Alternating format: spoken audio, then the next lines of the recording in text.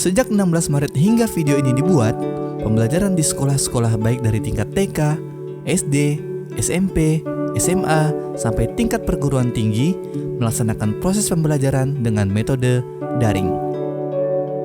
Sebelumnya, pembelajaran dengan metode seperti ini begitu asing telinga kita. Bahkan, kata daring itu sendiri masih asing pada perbendaharaan kosakata kita.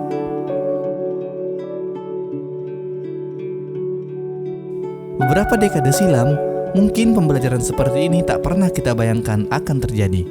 Tak pernah kita bayangkan ini akan kita alami, tak pernah terbayangkan ini akan kita jalani.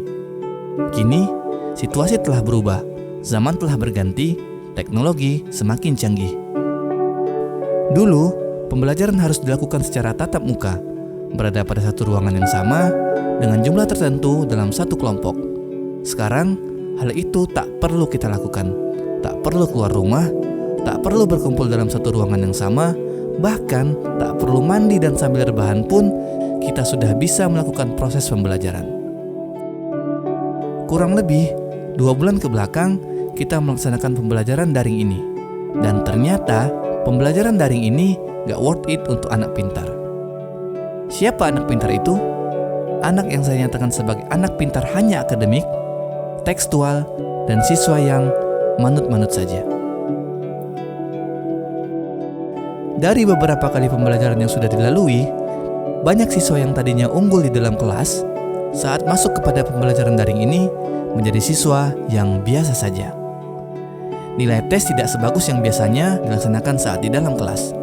Namun, hal itu berbanding terbalik dengan beberapa anak-anak yang terlihat biasa saja di dalam kelas. Ternyata, ada beberapa faktor yang membuat hal itu terjadi. Beberapa dari faktor itu antara lain, anak yang hanya pintar itu tadi menerapkan gaya belajar yang sama saat ia di dalam kelas. Ketika ia belajar secara virtual atau daring, ia tak mampu untuk beradaptasi. Misalnya, anak pintar tadi membutuhkan seorang guru yang nyata, yang berada di depan tatap matanya, dan dapat berkomunikasi langsung dengannya. Pada kelas daring ini, hal tersebut tidak ada. Faktor berikutnya adalah bantuan dari sekitar. Bisa berupa fasilitas internet, kemampuan menjelajah internet, dan dukungan orang tua. Pada zaman modern ini, kemampuan menjelajah internet menjadi faktor penting untuk seseorang apabila ingin mendapatkan ilmu yang luar biasa luasnya. Kalau kemampuan jelajah internet kita hanya sampai pada cari cara nge-cheat, cari situs-situs terlarang, cari cara push rank dengan cepat, maka kita akan ketinggalan banget dari orang-orang yang memiliki kemampuan lebih dari itu. Dukungan dari orang tua juga menjadi hal yang penting dalam masalah ini. Orang tua harus ekstra belajar untuk mulai mengikuti perubahan saat ini. Sulit gak sih? Jelas banget itu sulit, tapi itu harus dilakukan. Saya jadi teringat, dulu ada pekerjaan sebagai kameramen yang mengambil gambar dari helikopter untuk mendapatkan gambar dari atas. Namun, pekerjaan itu sekarang tergerus oleh zaman. Pekerjaan tersebut sekarang diganti perannya oleh drone. Zaman sudah berubah, situasi memaksa kita untuk ikut berubah.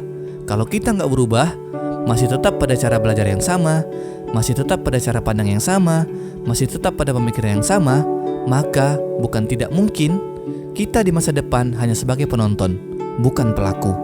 Dan bukan mustahil juga kita akan tergantikan oleh sesuatu yang lebih pintar dari kita, dan barangkali sesuatu yang pintar itu bukan manusia. Teruslah belajar beradaptasi pada setiap kondisi. Hari kemarin tidaklah sama dengan hari ini, dan hari ini tentulah tak akan sama dengan hari esok dan hari yang akan datang. Kamu hari ini menentukan kamu di masa depan.